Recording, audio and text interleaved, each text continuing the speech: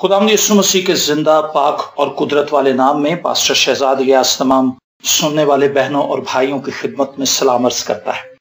یہ بات بڑی حوصلہ افزا ہے اور قابل ستائش ہے کہ خدا ہمارے لیے بارہا ایسے موقع فراہم کرتا ہے کہ ہم مل کر اس کے زندہ اور معتبر کلام پر غور کر سکیں۔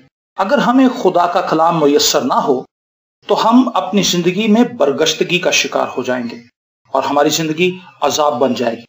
اس دنیا میں شیطان نے جا بجا ایسے دام بچھا رکھے ہیں جن میں پھنسا کر وہ ہمیں خدا سے دور کر دینا چاہتا ہے، لیکن خدا کے کلام کی بدولت ہم اس قابل ہو جاتے ہیں کہ شیطان کے تمام منصوبوں کو جو ہماری تباہی کے لیے بنائے گئے ہیں سمجھ سکیں۔ آج خدا نے میری رہنمائی فرمائی کہ میں آپ کے ساتھ گناہ کے موضوع پر بات کروں۔ دراصل گناہ ہی وہ دیوار ہے جو انسان اور خدا کے درمیان دوری پیدا کر دیتی ہے۔ اس جدید دور میں گناہ اپنے عروج پر ہے اور ہم اپنی آنکھوں سے گناہ کی تباہ کاریاں دیکھ رہے ہیں۔ ہمارے بچے کس طرح انٹرنیٹ کے آہنی شکنجے میں پھنسے ہوئے ہیں۔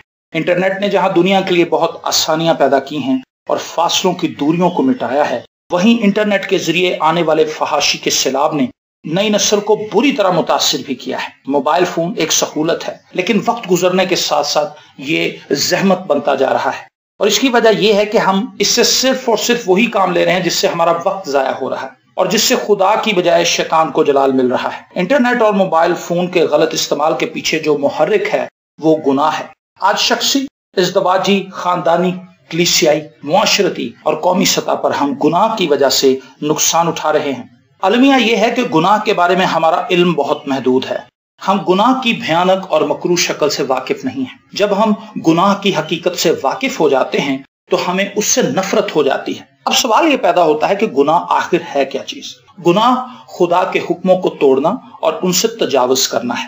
اس کائنات میں سب سے پہلا گناہ ایک مقرب فرشتے سے سرزد ہوا جسے آج ہم ابلیس اور شیطان کہہ کر پکارتے ہیں۔ یسائی نبی کے صحیفے کے 14ویں باب کی 12 تا 14 آیات اس بات کی وضاحت کرتی ہیں کہ کس طرح گھمنڈ اور خود پرستی کے گناہ کی وجہ سے شیطان کو آسمان سے زمین پر پٹکا گیا، اور اسی شیطان نے آدم اور حوا کو بہکایا کہ وہ خدا کی حکم عدولی کریں اور خدا سے اپنے گناہ کی پاداش میں سزا بھی پائیں۔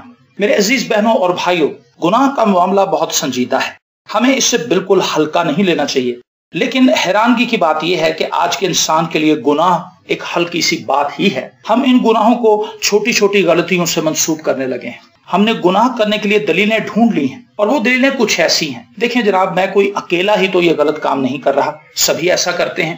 یا عام طور پر اس محاورے کو اپنی ڈھال بنایا جاتا ہے کہ انسان تو خطا کا پتلا ہے، یا پھر ہم اپنی گناہ آلودہ زندگی کا ذمہ دار کسی دوسرے کو ٹھہرا کر اپنی جان چھڑانے کی کوشش کرتے ہیں۔ لیکن حقیقت تو یہ ہے کہ جب ہم گناہ کی ناپاکی اور اس کے نقصانات کو سمجھ جاتے ہیں تو ہم بہانے بنانے کی بجائے خدا سے اپنے گناہوں کی معافی کے خواہاں ہوتے ہیں اور خدا سے توفیق مانگتے ہیں کہ وہ ہمیں ایک پاک اور راست باز زندگی گزارنے کا شرف بخشے۔ گناہ کا ادراک ہمیں کوہ کلوری پر خدا یسوع مسیح کی صلیبی موت کی حقیقت سمجھاتا ہے۔ اگر گناہ اتنا بھیانک نہ ہوتا تو خدا یسوع مسیح کو اپنی جان قربان کرنے کی ضرورت نہ پڑتی۔ یعقوب کے خط کے پہلے باب کی 14ویں اور 15ویں آیت ہمیں گناہ کی ٹھیک ٹھیک سمجھ عطا کرتی ہے۔ ان آیات میں لکھا ہے کہ ہر شخص اپنی ہی خواہشوں میں کھنچ کر اور پھنس کر آزمایا جاتا ہے، پھر خواہش حاملہ ہو کر گناہ کو جنم دیتی ہے، اور گناہ جب بڑھ چکا تو موت پیدا کرتی ہے۔ ہماری خواہشیں اتنی منظور ہیں کہ وہ ہمیں گناہ کی گہری دلدل میں پھنسا دیتی ہیں۔ جس شخص میں دولت مند بننے کی خواہش بے تحاشا طول پکڑ جائے، وہ دولت مند ہونے کے لیے ہر جائز و ناجائز عمل سے بھی گریز نہیں کرتا، اور اس مقصد کے لیے خواہ کسی کو نقصان بھی پہنچانا پڑے وہ باز نہیں آتا۔ کسی چیز کی خواہش کرنا بری بات نہیں ہے، لیکن ایسی چیز کی خواہش کو اپنے دل میں جگہ مت دیں جو خدا کے کلام کے مخالف ہے۔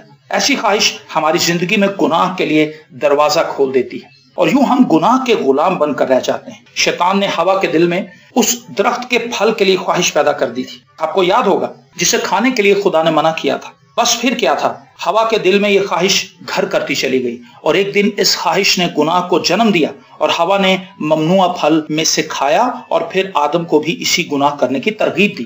آپ جن چیزوں کی خواہش رکھتے ہیں اگر وہ خدا کے کلام کے مطابق نہیں تو انہیں اپنی زندگی سے تلف کرنا اشد ضروری ہے، کیونکہ یہی خواہشات ہماری زندگی میں گناہ کا سبب بن جائیں گی۔ خدا کا پاک کلام ہماری رہنمائی کرتا ہے کہ گناہ کی مزدوری موت ہے۔ ہم کہیں ملازمت کرتے ہیں، کہیں مزدوری کرتے ہیں تو ہمیں اجرت ملتی ہے، لیکن جب گناہ کیا جائے تو اس کے عوض ہمیں موت ملتی ہے۔ گناہ کی اجرت ہلاکت ہے۔ ایسا ممکن ہی نہیں کہ ہم گناہ کرتے رہیں اور کسی کو کانوں کان خبر نہ ہو۔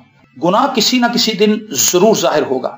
اگر ہم آدمیوں کو دھوکہ دینے میں کامیاب ہو بھی گئے تو خدا سے بچنا ناممکن ہے، کیونکہ وہ ہمارے کاموں سے واقف ہے، وہ ہمارے دل کے ارادوں کو جانتا ہے، اور وہ ہماری ہلاکت سے خوش نہیں، بلکہ اس نے تو اپنے بیٹے کو میرے لیے اور آپ سب کے لیے بلکہ ساری دنیا کے لیے قربان ہونے دیا، تاکہ ہر ایک بشر مسیح یسوع پر ایمان لا کر مفت راست باز بن جائے۔ گناہ میں زندگی بسر کرنے والے لوگ بھٹکے ہوئے لوگ ہیں۔ جی ہاں، وہ گناہوں کی بھول بھلائیوں میں سر پٹکتے رہتے ہیں اور اپنی تباہ حال زندگی پر واویلا کرتے رہتے ہیں۔ لوکا کی انجیل کے 15ویں باب میں مصر بیٹے سے متعلق تمثیل ہم پر اس حقیقت کو واضح کرتی ہے کہ گناہ میں گرا ہوا شخص ایسے شخص کی طرح ہوتا ہے جو اپنی راہ بھول چکا ہو اور غلط سمت کی طرف گامزن ہو۔ وہ اپنے باپ کے گھر سے نکلا تو بہت اچھی حالت میں تھا، لیکن گناہ آلود زندگی اس کی تباہی کا سبب بنی اور وہ ایک کنگال شخص بن گیا۔ بالآخر ایک دن وہ پچھتا کر اپنے باپ کے پاس واپس لوٹ آتا ہے۔ اس کا باپ نہ صرف اسے معاف کر دیتا ہے بلکہ اس کی واپسی کی خوشی میں ایک بہت بڑی ضیافت کا اہتمام بھی کرتا ہے۔ جب اس کا بڑا بھائی اس کی واپسی پر اتنی بڑی ضیافت کی مذمت کرتا ہے تو اس کا باپ اپنے بڑے بیٹے سے کہتا ہے کہ تیرا یہ بھائی مر گیا تھا، اب زندہ ہوا ہے، تیرا یہ بھائی کھو گیا تھا، اب ملا ہے۔ یعنی جب ہم گناہ آلود زندگی گزارتے ہیں ہم مردہ زندگی بسر کر رہے ہوتے ہیں، کیونکہ گناہوں کی وجہ سے ہمارا رشتہ ہمارے آسمانی باپ سے منقطع ہو جاتا ہے اور ہم اپنی خواہشوں اور گناہوں کے زیر سایہ زندگی گزار رہے ہوتے ہیں۔ اب سوال یہ پیدا ہوتا ہے کہ ہم کس طرح اس گناہ کے شکنجے سے آزاد ہو سکتے ہیں۔ خداوند یسوع مسیح کی صلیبی موت یعنی مسیح خداوند کا کفارہ اور ان کا مردوں میں سے جی اٹھنا ہمارے گناہوں سے آزادی کی ضمانت ہے۔ دیکھو یہ خدا کا برہ ہے جو دنیا کا گناہ اٹھا لے جاتا ہے۔ کوئی انسان اپنے آپ کو گناہ سے صاف نہیں کر سکتا، بلکہ صرف مسیح خداوند کے خون کے وسیلے سے ہی گناہ کا علاج ممکن ہے۔ یوحنا کے پہلے خط کے پہلے باب کی 7ویں آیت کے مطابق یسوع کا خون ہمیں تمام گناہ سے پاک کرتا ہے۔ اس دنیا میں کوئی شخص بھی گناہ سے مبرہ نہیں، اس لیے ہم سب کو ایک نجات دہندے کی ضرورت ہے، ایک ایسے نجات دہندے کی جو خود گناہ کے الزام سے پاک ہو۔ خداوند یسوع مسیح ہی وہ واحد نجات دہندہ ہے جو ہمارے گناہ سے ہمیں رہائی دلا سکتا ہے۔ کلام مقدس عبرانیوں کے خط میں ہماری رہنمائی کرتا ہے کہ ہمارا ایسا سردار کاہن نہیں جو ہماری کمزوریوں میں ہمارا ہمدرد نہ ہو سکے، بلکہ وہ سب باتوں میں ہماری طرح آزمایا گیا تو بھی بے گناہ رہا۔ بس ہمارے پاس آج یہ موقع ہے کہ ہم خداوند یسوع مسیح کو اپنی زندگی کا بادشاہ مان کر اس کے لہو سے دھل کر اس مفت راست بازی کو حاصل کریں جو خدا کی نظر میں قابل قبول ہے۔ آئیے اپنے گناہوں کو چھپانے کی بجائے اپنے گناہوں کا اقرار کریں تاکہ خداوند کی طرف سے تازگی کے دن آئیں ہم دعا مانگیں۔ اے آسمانی باپ، مجھے توفیق دے کہ دیکھ سکوں کہ گناہ حد سے زیادہ مکروہ چیز ہے تاکہ میں اس سے نفرت کروں۔